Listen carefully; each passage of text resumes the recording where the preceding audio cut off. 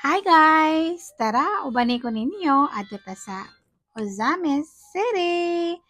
Kay na, ako'y ganahan ka dito nga kan-anan. And sure ko, daghan na sad nakaadto dito and ganahan pud kaayo mo dito. Pero, daghan pa pud ang wala pa kabalo dito siguro. So, ako i-share sa inyo ang kan-anan dito sa Ozames dinhi sa Charang!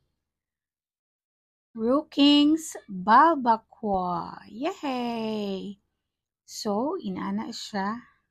Diri ra siya duol sa ilaang City Hall. No? So, sulod ta guys. Ali, banta. Mao ni siya ang new place guys. Kaya before dito ni sila sa Osrox Dapet. Dayon, mas okay na ang ilang venue. I mean, the place nila, no? Mas okay na. So, nag-order lang ko ana o duha ka serve na balbaqua. Mo nilang specialty guys. As in, balbaqua, lami kaayo. Daghan kay mga ni diri guys.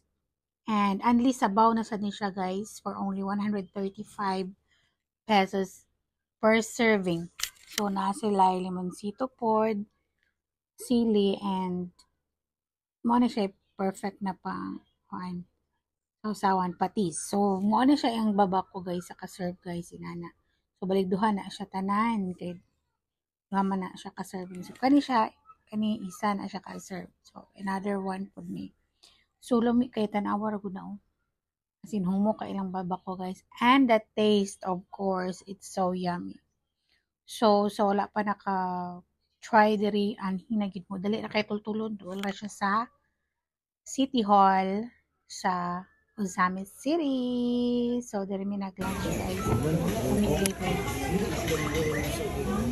Tunod lang babako. Dili lang paano. Kailangan mo sa usawan. Tapos paano sa usawan ang sili with limoncito and bye. So that's it guys. Thank you for watching.